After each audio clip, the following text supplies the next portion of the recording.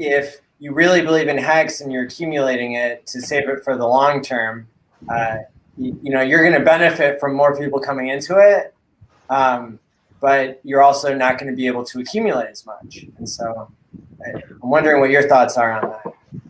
Well, I think what I really like about HEX, and the thing that really is attractive to me when I first found out about HEX, and it was the longer pays better bonus. And the reason why I really like that is because I recognized with like gold, people are already invested in gold. There's not a lot, like I've bought some gold, but I'm not trying to buy massive amounts because I know the upside potential isn't really there, other than if there's hyperinflation in the dollar, right? And that's the only case where I might see opportunity. But that's because that market's already mature and there's no interest that you're earning off of buying gold.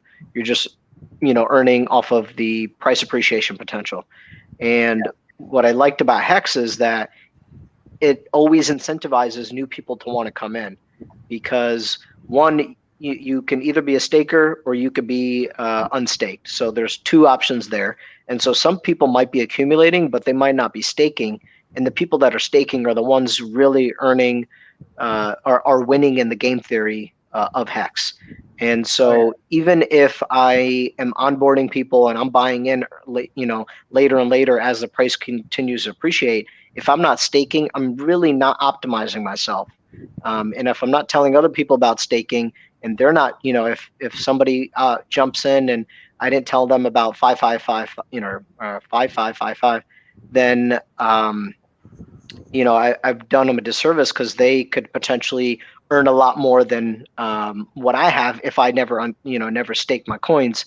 And so that's something I really appreciate, that that people with less money always have an opportunity to get ahead in life if they're willing to take the risk and the investment and take the time and set up the discipline to set themselves up in the future. I think that is such an underrated feature. I think, and that's something I really want to try to promote more and more, because I think there's a lot of people out there that are struggling. The economy has always been, for the past, I would say, decades, it's been pretty bad. And the future potential isn't there. The whole interest rate that on the dollar is almost negative.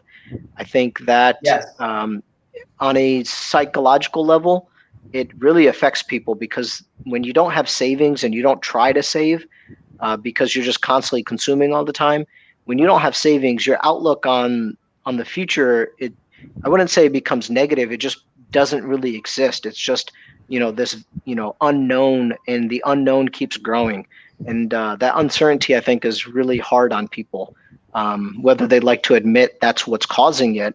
I think that type of, I think we look to social media and say, hey, social media is the root of all of our problems. And I disagree. I think our economic struggles are the root of our problems. And so when you have something like longer pays better, that really helps people make better decisions.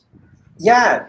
And that's what, when we look in history, right, that also coincides, an interest rate being paid to savers coincides with societies being in harmony, with growth, abundance, with better innovation, and it's a little bit hard to see sometimes, because society does progress despite these kind of economic imperfections, despite these this Uncle Sam stealing from you through inflation, right? And these detriments to society.